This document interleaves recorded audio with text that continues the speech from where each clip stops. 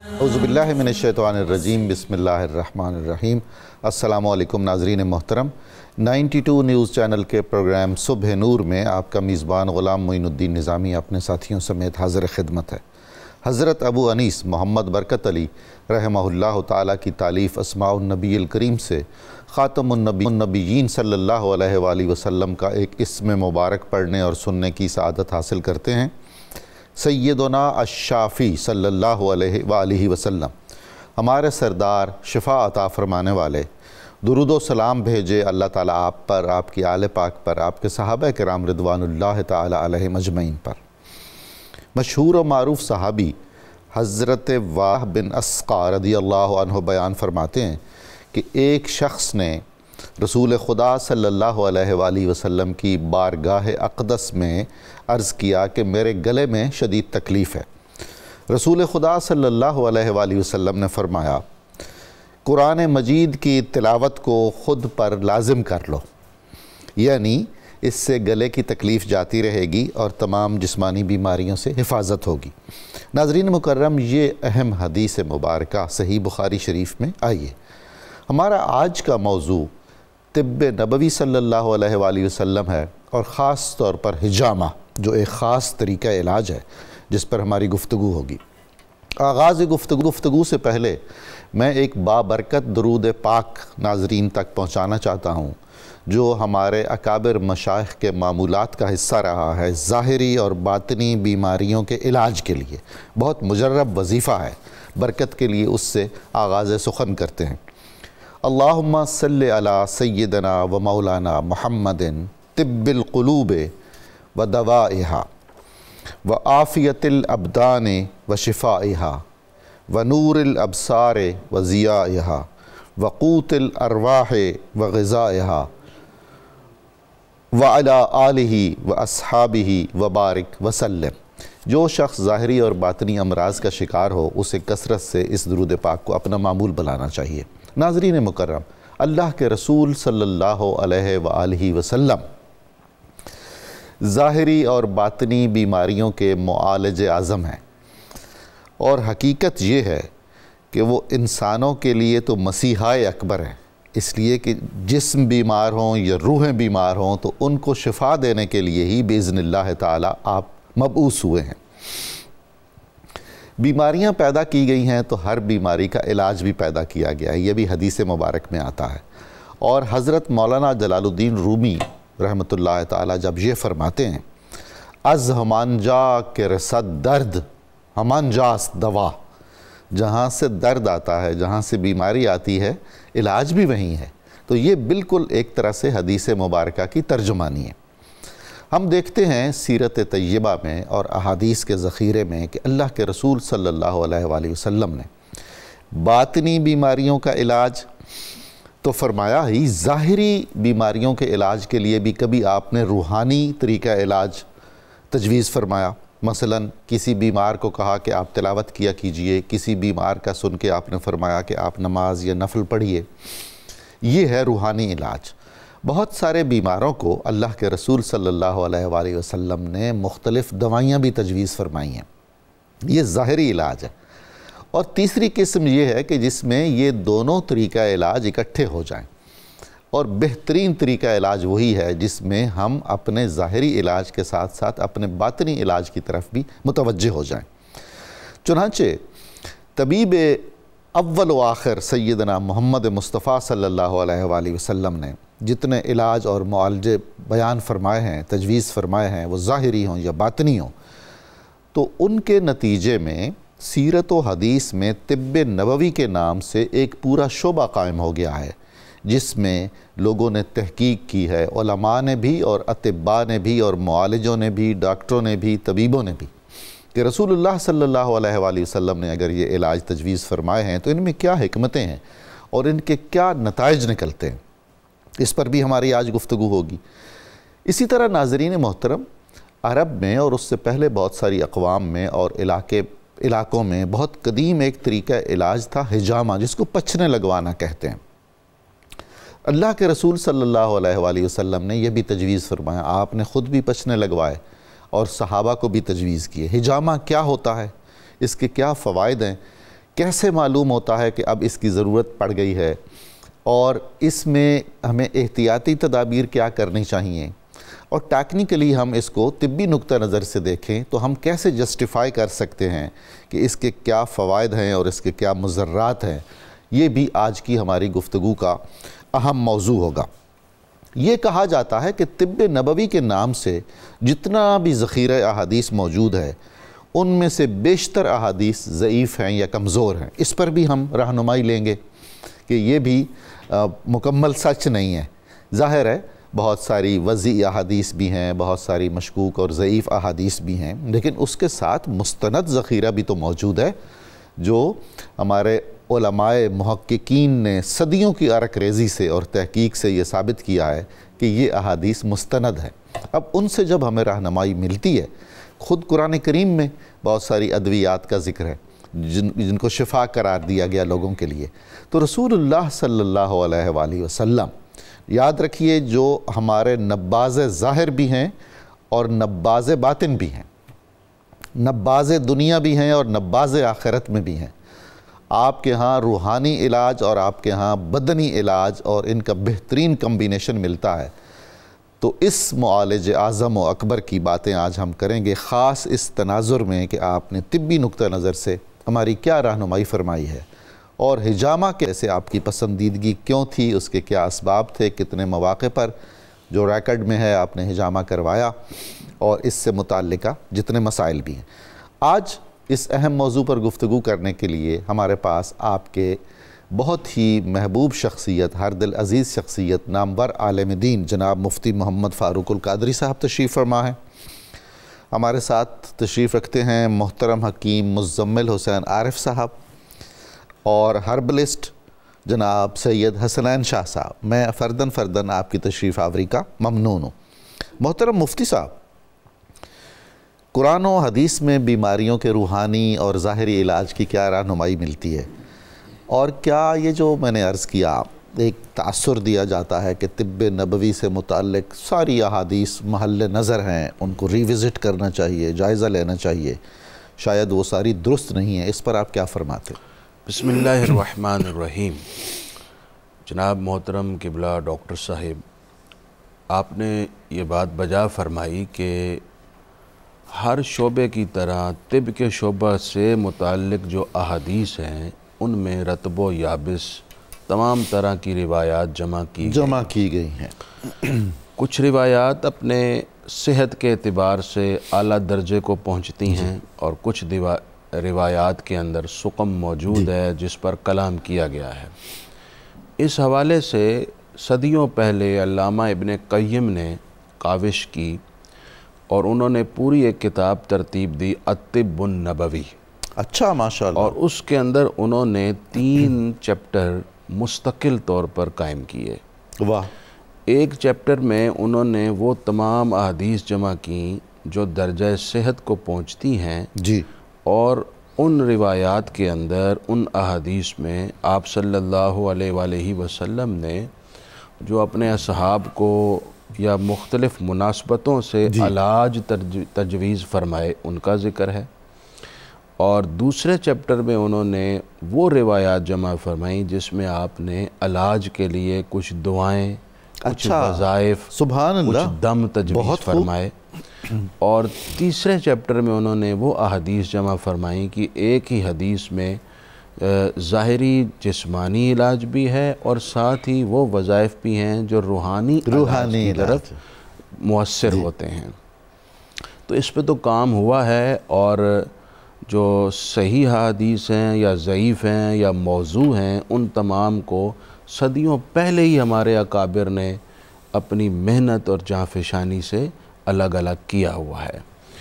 آج چونکہ تحقیق سے نابلد لوگوں کی اکثریت ہے، اور بس جو آیا آگے شیئر کر دیا، اتنی زحمت نہیں کرتے کہ اس حوالے سے پوچھنا غیر محتاط کیا جائے، تو اس وجہ سے بعض موضوع چیزیں بھی شیئر ہوتی رہتی ہیں۔ آپ صلی اللہ علیہ وآلہ وسلم طبیب اعظم ہیں، ظاہراً بھی اور باطناً بھی۔ آپ صلی اللہ علیہ وآلہ وسلم نے خود ارشاد فرمایا لِكُلِّ دَاءٍ دَوَاءٌ۔ سبحان اللہ۔ اللہ رب العزت نے ہر بیماری کی شفا نازل فرمائی ہے۔ سبحان اللہ سبحان اللہ۔ آپ نے فرمایا ما انزل اللہ دان الا انزل لہو شفا۔ واہ، عدل الہی کا تقاضا بھی تو صحیح یہی بخاری ہے۔ میں روایت ہے۔ سبحان اللہ۔ آپ نے فرمایا کہ اللہ نے کوئی بیماری ایسی نہیں اتاری جس کی شفا نازل نہ فرمائی ہو۔ ہر بیماری کی شفا موجود ہے۔ وہ الگ بات ہے کہ انسانی ذہن اپنی کاوش اور تحقیق اور جستجو کی بدولت کب اس علاج تک پہنچ پائے۔ اب دیکھیے، اب اس دور میں ایسے ایسے علاج دریافت ہوئے ہیں جو آج سے قبل شاید نہیں تھے، اس اعتبار سے نہ تھے جس وسعت کے ساتھ بے شک اور تحقیق کے ساتھ آج بھی موجود ہیں۔ جامع ترمذی میں حدیث ہے کہ آپ صلی اللہ علیہ وآلہ وسلم نے ایک مرتبہ صحابہ اکرام علیہم رضوان کو علاج کے بارے میں جی کچھ نصیحتیں فرمائیں۔ اچھا، یہ سمجھا جائے کہ علاج توکل کے منافی ہے، یہ بات بالکل غلط ہے۔ بہت ہی اہم فرما رہے ہیں آپ بات۔ علاج توکل کا ہی حصہ ہے۔ واہ واہ واہ واہ۔ آپ صلی اللہ علیہ وآلہ وسلم نے صحابہ سے فرمایا یا عباد اللہ تداوؤ، اے اللہ کے بندو تم علاج کروایا کرو۔ بہت خوب۔ بیماری آ جائے اس کا علاج کرو۔ لم یدع دان الا وضع لہ شفان، اللہ نے ہر بیماری کی شفا بھی نازل فرمائی ہے۔ ہاں فرمایا ایک بیماری ایسی ہے جس کی شفا نہیں ہے۔ حضور وہ کون سی ہے؟ فرمایا الحرم، وہ بڑھاپا ہے۔ بڑھاپا ہے۔ کوئی بیماری، کوئی دوا بڑھاپے کو جوانی میں تبدیل نہیں کر سکتی۔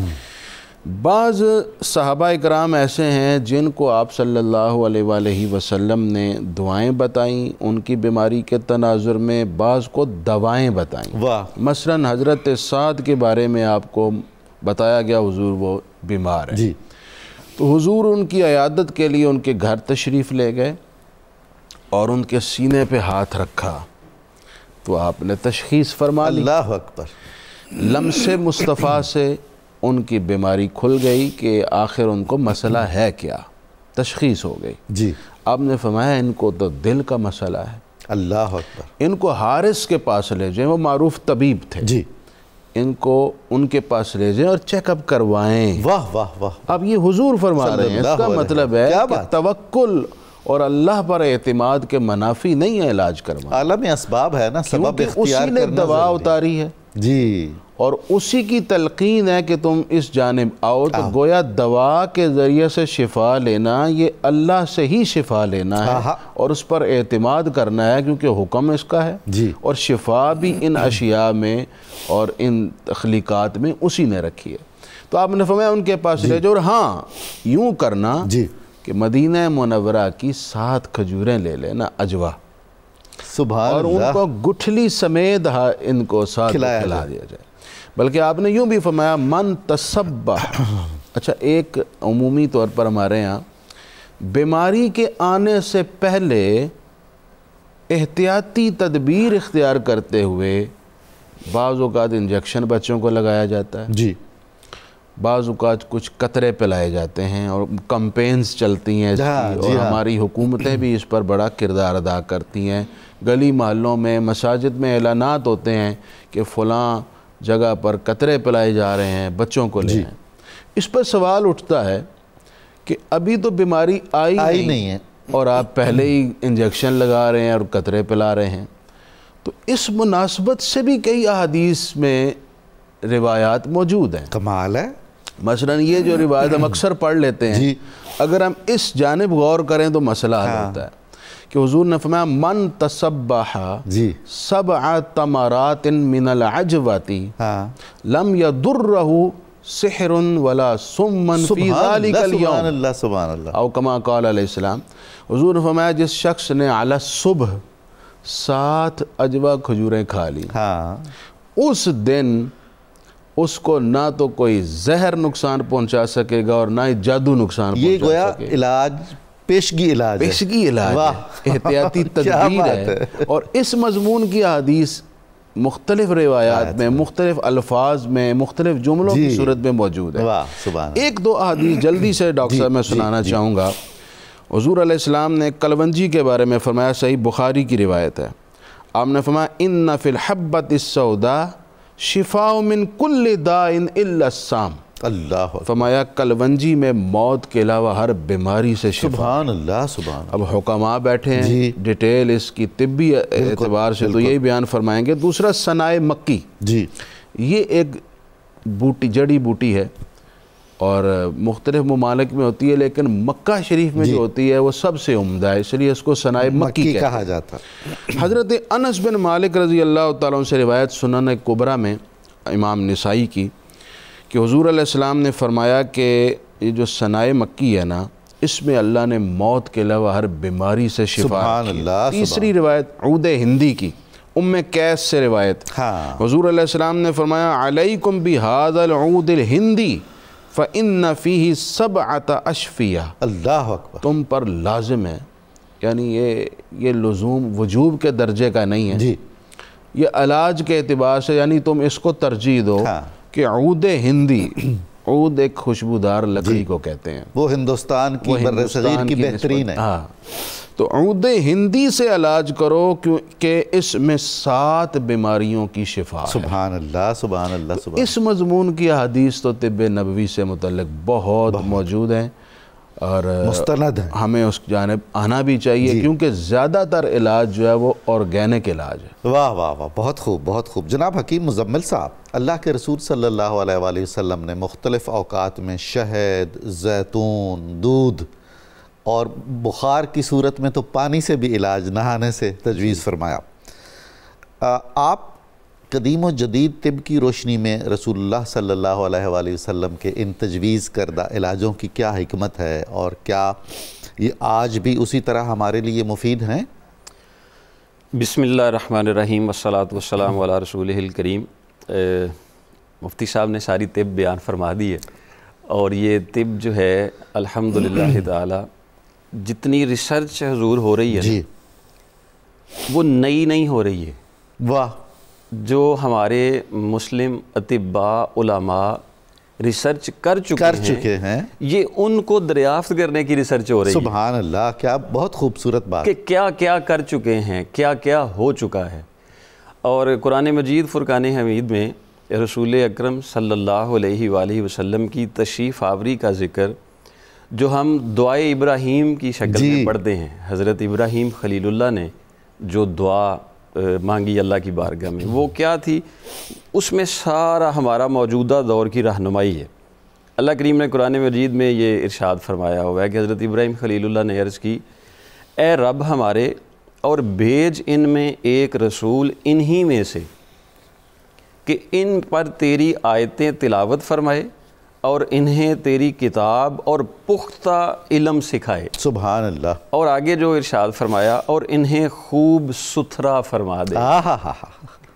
یہ جو ستھرا ہے نا جی، اس میں مفسرین کرام نے اور مفسرین کرام کی آراء کو اٹھاتے ہوئے اطباء کرام نے جو بیان فرمایا ہے کہ رسول اکرم صلی اللہ علیہ وآلہ وسلم کے علاج معالجے کے معاملے میں جو بھی علاج تھا وہ پاکیزگی سے شروع ہوتا ہے، سبحان اللہ، صفائی ستھرائی سے شروع ہوتا ہے، وہ روحانی صفائی ہو یا جسمانی صفائی ہو۔ مطلب آپ ایک مسواک لے لیں، واہ، اب مسواک کا کس حد تک جو ہے وہ لازم قرار دیا گیا ہے، یہ علماء کرام ہیں، یہ کتنا ثواب اور اجر فرمایا گیا ہے۔ ثواب اجر کا تو امید ہے، وہ ملنا ہے، بالکل، لیکن اس کے استعمال کے ساتھ ظاہری فائدے فوراً ملنا شروع ہو جائیں گے۔ مسواک کی سنت کو کمزور کرنے کے لیے ہی عالمی طور پر ٹوتھ پیسٹ کا ایجاد کیا گیا کہ یہ جو ایک سنت کے طریقے کے ساتھ مسواک مسلمان اپنے ساتھ لگائے رکھتے ہیں، رات کو سوتے وقت مسواک کا استعمال، صبح اٹھتے ہی مسواک کا استعمال،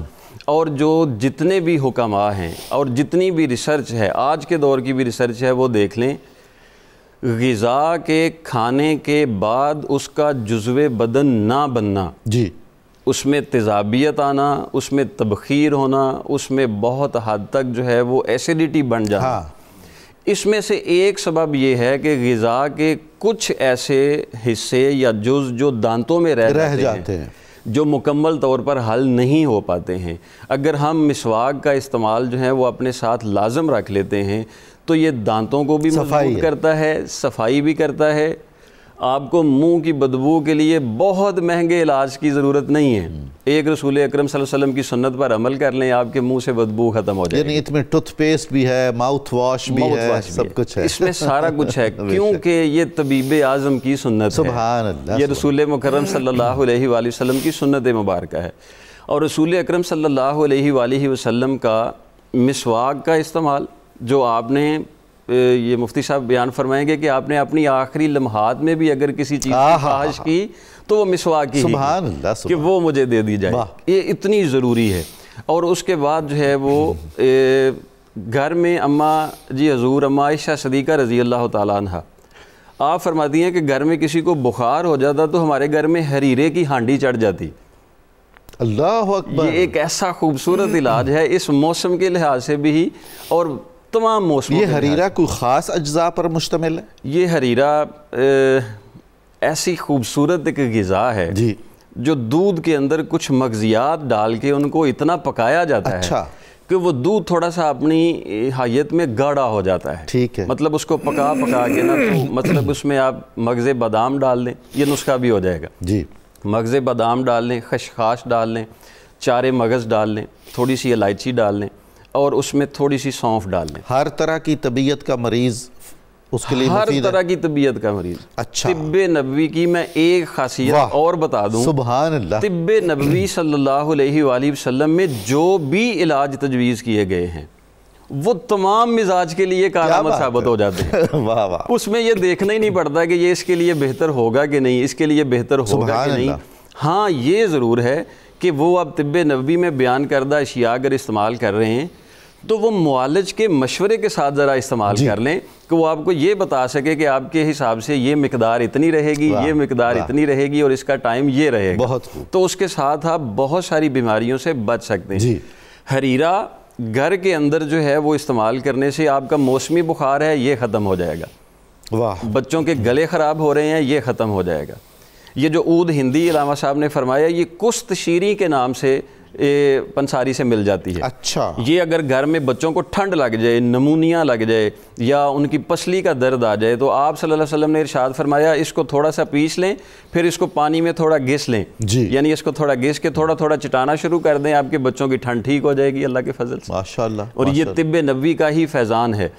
تھوڑا سا صرف 50 سال پہلے جائیں, ہم کرتے یہ تھے پہلے علاج ہم اپنی مذہبی فریضے کو سمجھ کے شروع کرتے تھے, پھر دوائیوں کی طرف جاتے تھے کیونکہ مسجدوں کے باہر لائن لگی ہوتی تھی, قاری صاحب اس کو دم کر دیں, اس کو جو ہے وہ برکت والی جو ہے وہ دے دیں. تو آج بھی ہمیں اپنا علاج طب نبوی کی ابتدا سے کرنا چاہیے تو بہت ساری بیماریوں سے جان چھوٹ سکتی ہے. ماشاءاللہ ماشاءاللہ. جناب سید حسنین صاحب, اللہ کے رسول صلی اللہ علیہ وآلہ وسلم کے سامنے تمام حیوانات, نباتات, جمادات کی خصوصیات ازہر من الشمس تھیں. ان کے خواص کیا ہیں آپ سے بہتر کون جانتا تھا. تو ایک طریقہ علاج حجامہ, یہ کیا ہے, یہ کیسے ہوتا ہے اور یہ بالعموم کن بیماریوں میں زیادہ مفید ہے؟ نحمدہ و نصلی علی رسولہ الکریم, اما بعد, اعوذ باللہ من الشیطان الرجیم, بسم اللہ الرحمن الرحیم. سب سے پہلے بہت شکریہ آپ نے انوائٹ کیا پروگرام میں. آج کا جو موضوع حجامہ سے جو ریلیٹڈ ہے یہ بہت ہی زیادہ اہم ہے. اگر اس کی اہمیت کا اندازہ لوگوں کو ہو جائے تو لوگ لائنوں میں لگ کر اس کو کروائیں. اللہ اکبر. بٹ یہاں پر لوگوں کو اس چیز کی اویئرنیس نہیں ہے, لوگوں کو علم نہیں اس چیز کا. بٹ آج آپ کے توسل سے, آپ کے اس پلیٹ فارم کے توسل سے ہم جتنا ہو سکا اس کے اوپر آگاہی دینے کی کوشش کریں گے. بالکل, یہ بھی خدمت ہے نا جی, ایک اجر کی بات ہے. بیسیکلی حجامہ عربی زبان کا لفظ حجم سے ماخذ کیا گیا جس کا معنی ہے کھینچنا, چوسنا, نکالنا. اگر طبی اصطلاح میں اس طریقہ کار کو کہتے ہیں کہ جس میں جسم سے فاسد بلڈ اور ٹاکسنز کو ایک خاص طریقہ کار کی مدد سے نکالا جاتا ہے. اچھا. تاکہ جسم میں موجود رکاوٹیں, ورم, درد اور دوسری بیماریاں کو ختم کیا جا سکے. اس کی اسلامک پوائنٹ آف ویو سے اور طب کے لحاظ سے اس کی بہت زیادہ اہمیت بیان کی گئی ہے. اچھا. اگر حفظان صحت اور اس کے علاج کے طریقوں کی بات کی جائے تو حجامہ سب سے بہترین طریقہ علاج ہے. جی. بخاری شریف کی حدیث ہے، مفتی صاحب بیٹھے ہیں وہ اس بات کی تائید کریں گے۔ بخاری شریف کی حدیث ہے 5797 جس میں حضرت جابر رضی اللہ تعالیٰ عنہ سے مروی ہے کہ انہوں نے رسول اللہ صلی اللہ علیہ وآلہ وسلم کو فرماتے ہوئے سنا، حجامہ کے متعلق فرماتے ہوئے سنا کہ انا فیہ شفا، یعنی اس کے اندر شفا ہے۔ سبحان اللہ۔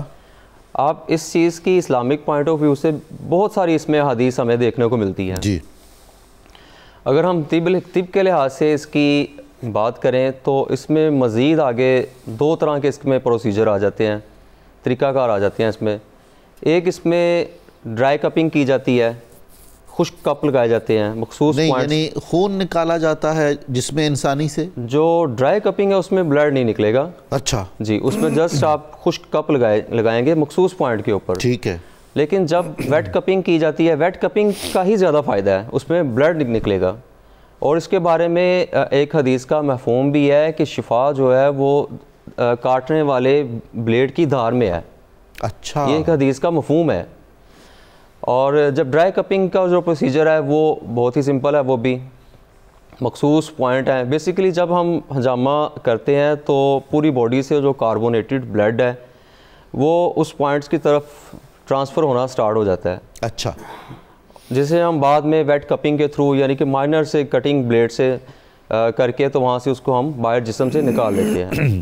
یہ ڈاکٹر طے کرے گا کہ کہاں یہ لگائے جائیں گے، کن پوائنٹس جی پر؟ بالکل، ماہر فزیشن جو ہے، ماہر طبیب جو ہے وہ اس کے علم میں یہ چیزیں ہونی چاہیے کہ وہ کہاں پہ وہ کپنگ لگائے گا، کس پوائنٹ پہ وہ کپ لگائے گا، تو پھر وہ کس بیماری کے لحاظ سے وہاں پہ اور کون سا کپ، اگر خون نکالنا ہے تو کتنی مقدار میں کتنی مقدار میں اور کتنا ڈیپ کٹ لگے گا، کتنے فاصلے کے حساب سے لگے گا، یہ سارا اس ماہر طبیب کے یہ نالج میں ہونا بہت ذمہ دارانہ فن ہے۔ جی بالکل۔ اچھا، اس میں اگر ہم دیکھیں تو آپ صلی اللہ علیہ وآلہ وسلم نے بھی حجامہ کروایا اور اپنی امت کو بھی کرنے کی تلقین دی۔ جی، خصوصاً آپ صلی اللہ علیہ وآلہ وسلم نے چاند کی 17، 19 اور 21 تاریخ کو حجامہ کرواتے تھے۔ اس کے پیچھے اگر ہم میڈیکلی اور سائنسی اس کی ریزن دیکھیں تو بہت زیادہ اس کی ہمیں اہمیت سامنے نظر آتی ہے۔ دیکھیں چاند کی جو پیک کے ڈیز ہے نا، یعنی قمری مہینے کے 12 سے 16، 17 تک جو ڈیز ہیں ان میں باڈی کے اندر جو فلوئڈ ہے، لیمف فلوئڈ ہے، انٹرسٹیشیل فلوئڈ ہے، ٹیشو ایڈیما ہے، وہ بھی اپنی پیک پہ جاتا ہے۔ جیسے سمندر کی لہروں کے اوپر اثر آتا ہے چاند کی، اسی طرح جسم کے فلوئڈز کے اوپر بھی اثر آئے گا۔ جب یہ ڈیز گزر جاتے ہیں، ان کے بعد جب 17، 19 اور 21 تو وہ جسم کا فلوئڈ سٹیبل ہو جاتا ہے۔ جی، ان ڈیز میں اگر آپ حجامہ کرواتے ہیں تو آپ کی باڈی سے ڈیٹاکس بھی زیادہ نکلے گا، آپ کی باڈی سے جو انفلاميشن ہے وہ بھی ختم ہو جائے گی، فائدہ زیادہ ہوگا کیونکہ ہمارے نبی کا فرمان ہے، اس میں ہم تحقیق نہیں کریں گے جی، اس میں ہم اس کو، ہمارا جو ایمان ہے وہ ہم اس پر عمل کریں گے۔ تو اس میں خاص طرح کے اس میں پروسیجر ہے، اس پیچھے دیکھتے ہیں اس میں فنکشن کیا ہے، کیسے حجامہ ہماری باڈی کے اوپر عمل کیسے کرتا ہے۔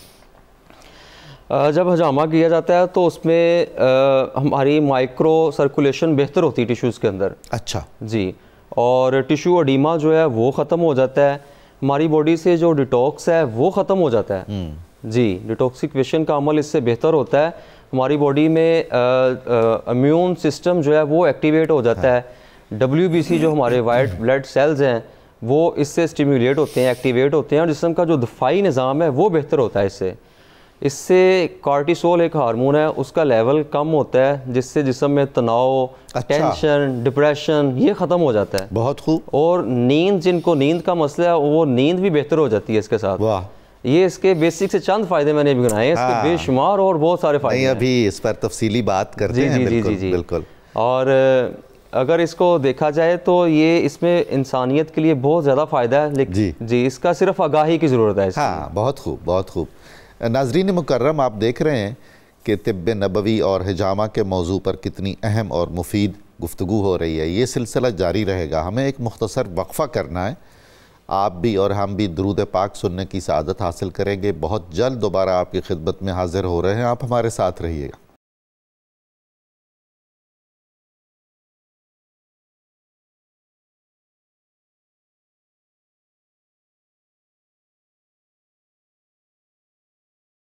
السلام علیکم ناظرین محترم، صبح نور میں دوبارہ خوش آمدید۔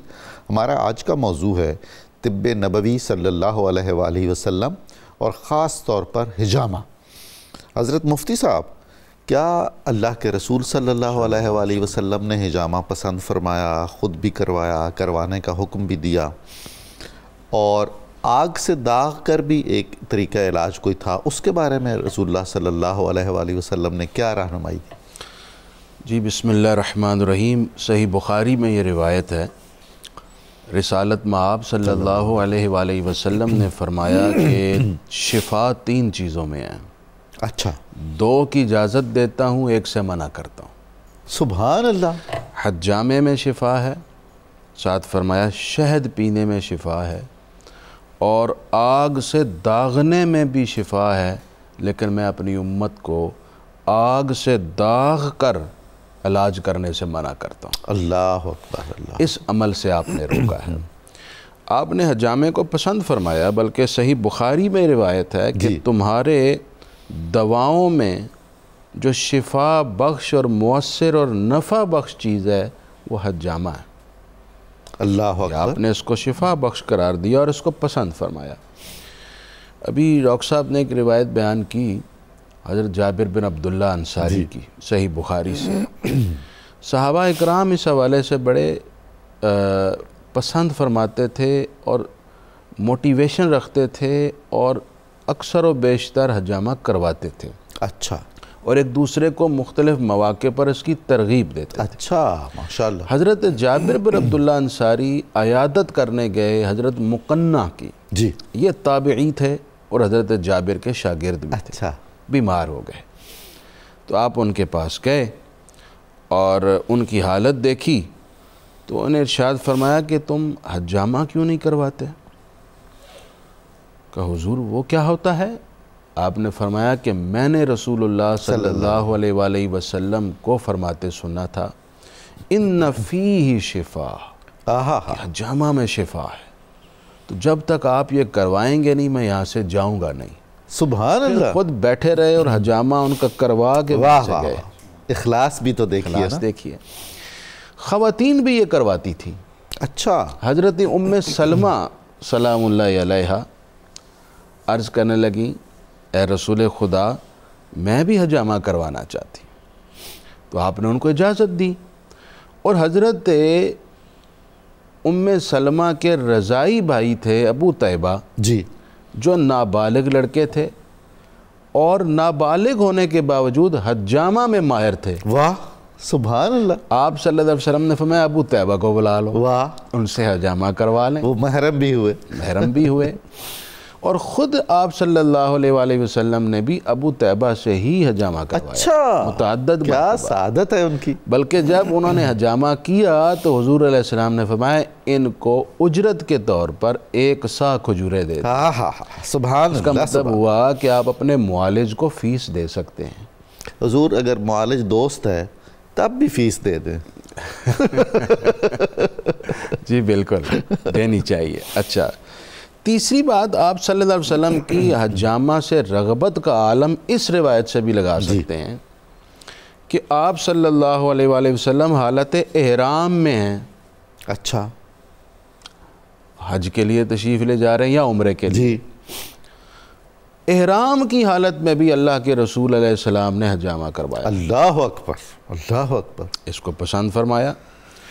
چوتھی روایت حضرت سیدنا عبداللہ بن عباس رضی اللہ تعالیٰ سے صحیح بخاری میں ہے جی، کہ رسول اللہ صلی اللہ علیہ وآلہ وسلم نے روزے کی حالت میں بھی حجامہ اللہ کروایا۔ اللہ اللہ اللہ۔ اچھا، آپ صلی اللہ علیہ وآلہ وسلم نے ایک مرتبے پر ایک موقع پر یہ بھی فرمایا، ترمذی کی روایت ہے کہ میں معراج کی رات جب سفر میں تھا عالم بالا میں، جی، تو میں فرشتوں کی جماعت کے قریب سے گزرا تو سب مجھے ایک ہی بات کہتے رہے، اچھا، یا رسول اللہ صلی اللہ علیہ وآلہ وسلم مر امتک بالحجامہ، آپ اپنی امت کو حکم دیں کہ وہ حجامہ کروایا کریں۔ سبحان اللہ، سبحان اللہ۔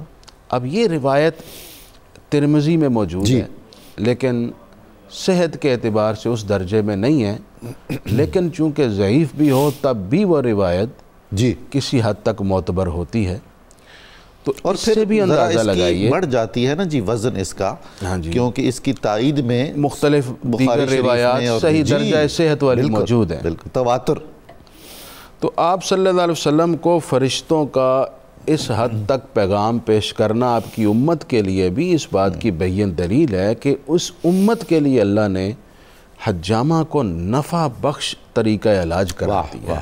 ایک روایت میں جی حضرت علی رضی اللہ تعالیٰ عنہ کی پیش کر کے پھر بات ارشاد۔ کنکلوڈ کرتا ہوں۔ حضرت مولا علی فرماتے ہیں کہ سیدنا جبریل علیہ السلام نے نازل ہو کر حضور پاک صلی اللہ علیہ وسلم کو عرض کی، آقا آپ گردن کی رگوں پر اور دونوں کندھوں کے درمیان حجامہ کروائیں۔ سبحان اللہ سبحان اللہ، واہ یہ سنن ابن ماجہ کی روایت، کہا، واہ تو جناب جبریل بھی یہ پیغام لاتے تھے۔ اللہ اکبر، تو اللہ اس قدر شواہد احادیث میں واہ، موجود واہ، ہیں واہ۔ کہ اگر یہ کروا لیا جائے تو فائدہ ہی ہے، میرے خیال میں حرج کوئی نہیں۔ سبحان اللہ سبحان اللہ۔ جناب مزمل صاحب، پاکستان میں اس طریقہ علاج کے ماہرین موجود ہیں، ایک بات۔ دوسرا یہ کہ کیا اس کے کچھ سائیڈ ایفیکٹس ہیں؟ لوگ گھبراتے کیوں ہیں؟ اس طرف زیادہ رغبت کیوں ظاہر نہیں کرتے؟ ہماری بدقسمتی ہے کہ ہم علاج معالجہ ہو یا معاشرتی معاملات ہوں یا گھریلو معاملات ہوں، بحیثیت مسلمان ترجیح ہمارا دین ہونا چاہیے تھا۔ بے شک، بدقسمتی یہ ہے کہ یہ ترجیحی بنیادوں پر نہیں رہا۔ اس کو سب سے آخر میں رکھا جاتا ہے۔ اس کو جب ہر طرف سے جواب مل جاتا ہے نا، پھر کہتے ہیں کوئی دم والا، کوئی درود والا، کوئی ویسے دیکھیں۔ اگر یہ شروعاتی اور پہلے علاجوں میں اس کو شامل کیا جائے، پاکستان میں نہیں پوری دنیا میں، آپ کسی دنیا کے ملک میں دیکھ لیں، حجامہ آج پذیرائی حاصل کر رہا ہے۔ اچھا، ہاں جی، یہ جو جراحی شعبہ ہے، جراحت جس کو کہتے ہیں، مطلب آپریشن والا نظام جو ہے، جراحی اصل میں شروع ہی یہاں سے ہوئی ہے۔ یہ فرمائیے کہ ایک ہوتا ہے فسد، جی، یعنی رگ کاٹ کے خون کھولنا ہوتا ہے، نکالنا، جی۔ وہ الگ چیز ہے، اور حجامہ الگ چیز، وہ علیحدہ چیز ہے۔ اچھا، یہ مخصوص پوائنٹ میں ہلکے سکن میں، جلد میں جی کٹ دیے جاتے ہیں، اچھا، وہاں سے جو ہے وہ فاسد خون کا جو ہے وہ اخراج کیا جاتا ہے، تو پھر خون کی روانی میں بہتری کی جا سکتی ہے۔ علاج معالجے میں یا جسمانی روحانی کوئی بھی گھریلو معاملات ہیں، میں یہ عرض کرنا چاہتا ہوں ناظرین کی خدمت میں، آپ شروعات اپنے آقا کریم کی سنت سے کر لیں، واہ، پھر آپ کو سارے علاج کروانے کی ضرورت ہی نہیں رہے گی۔ کیا بات، حدیث مبارکہ ہے کہ آپ کو غم لگ رہا ہے، مفہوم ہے، غمگین دلوں کو سکون پہنچاتا ہے تلبینہ۔ واہ واہ واہ، تو ہمارا تو معاشرہ ہی غموں سے بھرا ہوا ہے، ہاں، ڈپریشن ہی ڈپریشن ہے، کسی کو کھو جانے کا غم ہے تو کسی کو آ جانے کا غم ہے۔ تو اس کا علاج آج سے صدیوں پہلے ہمارے آقا و مولا پہلے سے ہی بیان فرما گئے سبحان ہیں۔ اللہ۔ تلبینہ گھر میں لے لیں، ہمارے پاکستان میں حجامہ کے ہربلسٹ جو ہیں وہ اسپیشلسٹ موجود ہیں، موجود ہے، اویئرنیس، آگاہی نہیں ہے، جیسے کہ ان کو معلوم نہیں ہے۔ اور میں یہ عرض کروں آپ کی خدمت میں، ہر آنے والا دن اب جو ہے جی یہ مجبوراً، میں یہ لفظ خود بول رہا ہوں، مجبوراً ہمیں طب نبوی کی طرف لے کے آئے گا، کیونکہ جتنے طریقہ کار علاج دنیا میں رائج ہو چکے ہیں وہ بیماریاں ختم نہیں کر رہے ہیں، وہ بیماریاں بڑھا رہے ہیں۔ طب نبوی کی طرف پھر ہمیں آنا پڑ رہا ہے۔ یہ جو ماہرین حجامہ ہیں، جی، ان کی کوئی سرٹیفکیشن ہوتی ہے، سند ملتی ہے، کوئی کیا ہوتا ہے؟ جی الحمدللہ، یہ ہمارا نیشنل کونسل فار طب کے جو کالجز ہیں، وہاں پہ ان کا باقاعدہ کورس کروایا جاتا ہے، باقاعدہ تعلیم دی جاتی ہے، پریکٹیکل کروایا جاتا ہے، پھر اس کے بعد ایک سند دی جاتی ہے تاکہ وہ پھر کرنے کے قابل ہو جاتا ہے۔ جس طرح سے ضرورت بنتی جا رہی ہے اور لوگوں کی یہ اب خواہش بنتی چلی جا رہی ہے کہ کوئی طریقہ ایسا ہے کہ جو ہمیں نجات حاصل کرے، تو پہلے طور پر حجامہ، دوسرے طور پر تلبینہ، اور میں ایک نسخہ دینا چاہتا ہوں جو بہت سارے جید علماء کرام، مفسرین کرام، محدثین کرام اپنے استعمال میں رکھے ہوئے، اور یہ قرآنی نسخہ ہے، سبحان اللہ، اس کو قرآنی نسخہ رکھتے ہیں۔ مطلب بارش کا پانی، اچھا، اس میں اللہ تبارک و تعالیٰ نے شفا بخش رکھا ہے۔ زیتون، جس کی قسم قرآن مجید میں اللہ تبارک و تعالیٰ نے بیان فرمائی ہے۔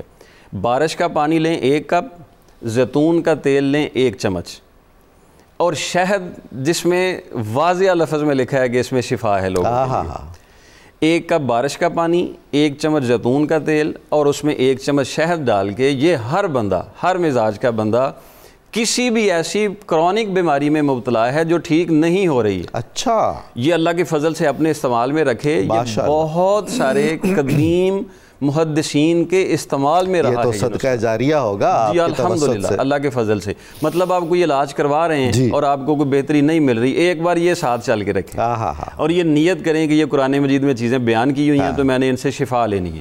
تو اس کو صبح خالی پیٹ، سردیاں ہیں تو نیم گرم لے لیں، ٹھنڈا ہے تو ٹھنڈا مشروب بن جائے گا، یہ صبح کے ٹائم پہ استعمال کرنا شروع کر دیں۔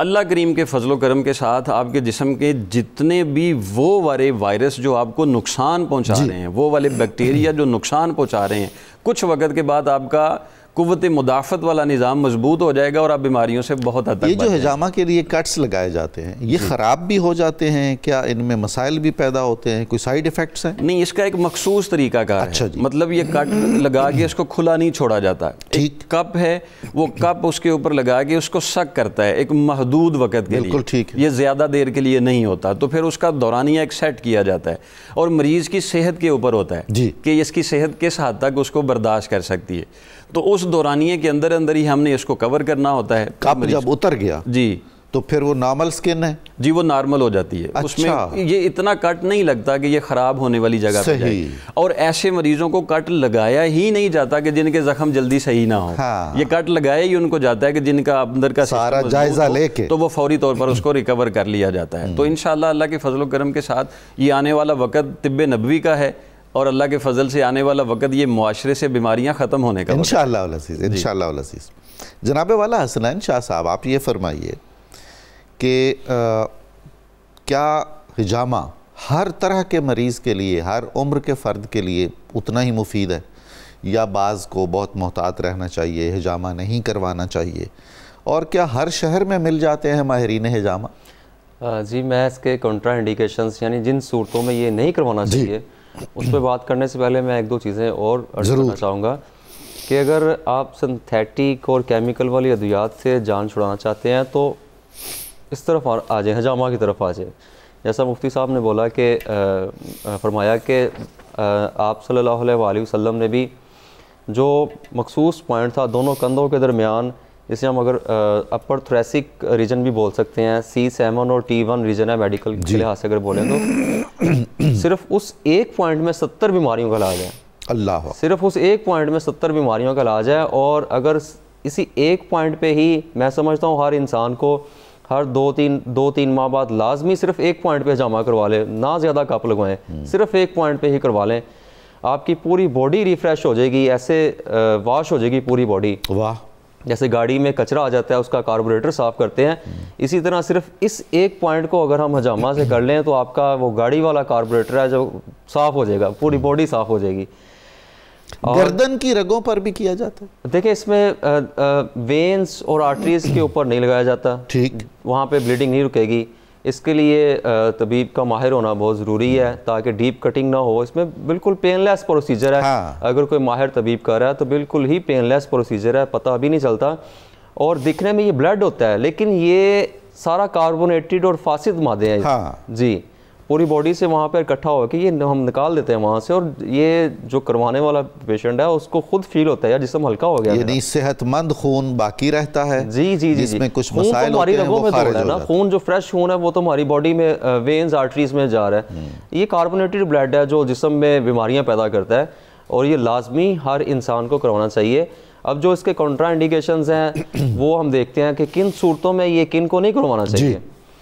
جن کو بلیڈنگ ڈس آرڈر ہے یعنی ہیموفیلیا کے پیشنٹ ہیں، جن کا بلڈ نہیں رکتا جلدی، ان کو یہ نہیں کروانا چاہیے۔ جو بلڈ تھنر استعمال، جو لوگ بلڈ تھنر یوز کر رہے ہیں، میڈیسن ایسی یوز کر رہے ہیں، خون پتلا کرنے والی ادویات یوز کر رہے ہیں، ان کو اوائڈ کرنا چاہیے، نہیں کروانا چاہیے۔ جو بہت زیادہ کمزور ہیں یا ایجڈ ہیں ان کا اوائڈ تھوڑا کریں، نہ کروائیں۔ جن کی شوگر لیول بہت زیادہ ہائی رہ رہی ہے ان کو بھی تھوڑا سا اوائڈ کرنا چاہیے، اس طرف نہیں آنا چاہیے۔ پریگننسی میں نہیں کرنا چاہیے اس چیز کو۔ اس طرح یہ کچھ یہ کنٹرا انڈیکیشنز ہیں اس کی جو پیشنٹ کو بھی علم ہونا ضروری ہے اور طبیب کے لیے بھی اس کا علم ہونا بہت زیادہ ضروری ہے. کبھی ہم نے دیکھا نہیں ہے کہ جی یہ ہجامہ سینٹر ہے یا یہاں آئیں یہ طبیب ہیں جو ہجامہ کے ماہر ہیں, اس طرح کا کیا مسئلہ ہے, کیا وجہ ہے؟ اس کی بس یہی لوگ, جیسا میرے برادر مکرم حکیم صاحب نے بیان فرمایا کہ آنے والا وقت اسی چیز کا ہے. جی, یہ آہستہ آہستہ جیسے جیسے لوگوں میں اویئرنیس آگاہی آتی گئی تو لوگ آٹومیٹکلی اس طرف منتقل ہونا سٹارٹ ہو جائیں گے, اور اس کا پھر آپ کو جگہ جگہ ہر جگہ سینٹر نظر آئیں گے اس کے. کافی شہروں میں ہو گئے ہیں, بن گئے ہیں اللہ کے فضل سے. اور کیا یہ مہنگا ہے, یعنی اگر ایک آدمی ہجامہ کروائے؟ جی بالکل بھی مہنگا نہیں ہے. دوسرے ٹریٹمنٹ کی نسبت یہ مناسب ہے, کوئی اتنا مہنگا نہیں ہے. اچھا جی پھر اس میں کچھ ہم احتیاطی تدابیر دیکھتے ہیں. بالکل ضرور. کہ ہجامہ کرنے سے پہلے اگر پیشنٹ کو سب سے پہلے مینٹلی سیٹسفائی کرنا پڑے گا. اگر وہ گھبراہٹ کا شکار ہے یا مینٹلی سیٹسفائی نہیں ہے تو اس کو سب سے پہلے مطمئن کریں, اس کو ہجامہ کے فوائد بتائیں, یا ہجامہ کرتے ہوئے اس کو جو دوسرے پیشنٹس ہیں وہ دکھائیں اس کو, تاکہ وہ مینٹلی سیٹسفائی ہو سکے. پھر آپ اس کا ہجامہ کریں. اور دوسری صورت میں ایک اور احتیاطی تدابیر ہے ہجامہ کرنے سے پہلے, کہ کھانا کھانے کے فوراً بعد ہجامہ نہیں ہم کریں گے, کم از کم 3 سے 4 گھنٹے کا, بہت خوب, بہت اچھا, 3 سے 4 گھنٹے کا گیپ دیں گے, پھر ہم یہ ہجامہ کریں گے. کچھ احتیاطی تدابیر ہیں جو ہجامہ کرنے کے بعد جو ہے وہ پیشنٹ کو بتائی جاتی ہیں, جیسا ہجامہ کرنے کے فوراً بعد بھی کچھ نہ کھائے پیے. ٹھیک جی, فوراً بعد غسل نہ کرے, نہائے نہ, اور کوئی ہیوی ایکسرسائز, کوئی ہیوی ویٹ نہ اٹھائے فوراً. یہ اس سے پرہیز اندازاً کتنا عرصہ کرنی ہوگی؟ یہ چند گھنٹے جی چند گھنٹوں کا یہ پروسیجر ہے. فوراً بعد نہ نہائے, اور اس کو بہتر ہے ہجامہ کرنے کے بعد اس کو نیم گرم پانی میں تھوڑا سا شہد ملا کے وہ پلا دیا جائے, ساتھ 1-2 عدد کھجوریں وہ اس کو کھلا دی جائیں, تاکہ وہ اس کو مزید طبیعت. میں نے سنا ہے کہ عرب اور افریقی ممالک میں یہ بہت رائج ہے. جی, یہ بڑا قدیم طریقہ علاج ہے. انسانیت کے تاریخ میں یہ سب سے قدیم تھراپی ہے. یہ قدیم مصر میں یہ 3,500 سال پہلے سے ہی چلتا آ رہا ہے وہاں سے. اچھا. اور چائنا میں 3,000 سال سے یہ آ رہا ہے. اچھا, چائنا میں بھی ہے؟ چائنا میں 3,000 سال سے یہ ہو رہا ہے. اسلام نے اس کو مزید اہمیت اور اس کی افادیت میں مزید اضافہ کیا ہے کے بعد, اور جو کہ ہمارے نبی صلی اللہ علیہ وسلم نے اس کی تائید کی اور اس کی اہمیت بیان کی لوگوں میں, اور اس کی اہمیت کو مزید 4 چاند لگا دیے. ماشاءاللہ, یہ بھی واقعتاً احسان ہے. جی, بیماریاں بہت پھیل رہی ہیں اور علاج عام آدمی کی دسترس سے دور ہوتا چلا جا رہا ہے. حضور, بیماریاں پھیلنے کی ایک ہی وجہ اگر ہم جانیں نا, ایک ہی وجہ, وہ ہے اپنے خالق کی نافرمانی. جی, اور کوئی وجہ نہیں ہے. اور بیماری جسم میں آنا مطلب جو جسم کے آرگن جس کام کے لیے بنے ہیں اگر وہ اس کے لائق نہیں رہتے ہیں وہ بیماری ہے. ہاں بالکل ایسا ہی ہے, یہ بیماری ہے بس. تو ہمیں تھوڑا سا اس کی فرما برداری میں آ جانا چاہیے. جی, تو بیماریوں سے بچا جا سکتا ہے. مفتی صاحب, اس گفتگو کو سمیٹتے ہوئے آپ کو پیغام عنایت فرمائیے. جی, میں یہ عرض کرنا چاہتا ہوں کہ طب نبوی میں ہجامہ کے علاوہ بھی جو علاج تجویز فرمائے گئے ہیں ان علاجوں کی طرف بھی قوم کو آنا چاہیے. اور وہ بڑے آسان اور سستے ترین اور گھریلو علاج ہیں. ہاں, اور دوسری میں بات یہ عرض کرنا چاہ رہا ہوں, جیسے میں نے ابو طیبہ والی روایت آپ کو سنائی ہے, اس سے معلوم یہ ہوتا ہے کہ اس دور کے بچوں میں بھی اتنا شعور تھا. کیا بات ہے, کہ وہ علاج کر لیا کرتے تھے. کیسی مہارت ہے. تو یہ جو ہمارے شروعاتی علاج ہیں, جی, کم از کم یہ اپنے بچوں کو بھی سکھانے چاہیے. بالکل بالکل. تیسری بات یہ ہے کہ بعض روایات میں بعض ایام میں حجامہ کرنے سے منع کیا گیا. اچھا, ان کو بھی حجامہ کرواتے ہوئے اگر پیش نظر رکھ لیا جائے تو وہ زیادہ بہتر ہے. اگرچہ ان روایات پہ کچھ کلام ہے کہ وہ ضعیف کے درجے میں ہیں, اس کے باوجود پیش نظر رکھ لیا جائے تو بہتر ہے. مثلاً ایک روایت میں فرمایا گیا ہے کہ جمعہ اور ہفتہ اور اتوار کو حجامہ نہ کرواؤ. اچھا, اس سے اجتناب کرو. سوموار اور منگل کو حجامہ کروا لو. ٹھیک, اس کی اجازت ہے تمہیں. اور بدھ والے دن بھی حجامہ کروانے سے بچو, کیونکہ حضرت ایوب علیہ السلام کو آزمائش اسی دن آئی تھی. بدھ کے دن آئی تھی. بدھ کے دن اس سے فرمایا گیا. اور جزام اور برس صرف بدھ کے دن یا بدھ کی رات میں ظاہر ہوتا ہے، اللہ اکبر، اللہ تو وہ ذرا منع فرمایا گیا ہے۔ مطلب اس میں کلام اگرچہ موجود ہے لیکن اس کے باوجود احتیاطاً اگر ان دنوں کے علاوہ حجامہ کروا لیا جائے تو وہ زیادہ بہتر۔ ماشاءاللہ، بہت شکریہ، بڑی نوازش آپ نے کرم فرمایا، اللہ تعالیٰ آپ کو جزائے خیر دے۔ ناظرین مکرم، کتاب الشفا سے رزق میں برکت کا عمل ہے۔ جو شخص ہر روز 3 بار سورہ مائدہ کی تلاوت کا معمول بنا لے، اور یہ سورہ مائدہ پارہ نمبر 6 میں ہے، تو اللہ تعالیٰ اس شخص کے لیے رزق کے کئی دروازے کھول دے گا اور اسے اور اس کے اہل و عیال کو بھوک پیاس سے بچائے گا۔ یہ جواہر الاولیاء تالیف سید باقر بخاری اچ شریف کے معروف بزرگ تھے، اس کتاب سے لیا گیا ہے۔ ام المؤمنین سیدہ عائشہ صدیقہ طیبہ طاہرہ رضی اللہ تعالی عنہا کا قول مبارک ہے، اللہ کے ذکر اور نماز سے کھانا ہضم کیا کرو اور کھانا کھاتے ہی سو نہ جایا کرو۔ دیکھیے کیا بات ہے، کھانا کھاتے ہی سو جانے سے تیرے دل زنگ آلود ہو جائیں گے۔ ناظرین مکرم، آئیے تہ دل سے نعرہ مقصد پاکستان لگائیں، آپ بھی ہم بھی جہاں جہاں موجود ہیں، کہ ہماری یہ آواز ثبت ہو جائے فضاؤں میں۔ آئیے نعرہ لگاتے ہیں، پاکستان کا مطلب کیا؟ لا الہ الا اللہ محمد رسول اللہ۔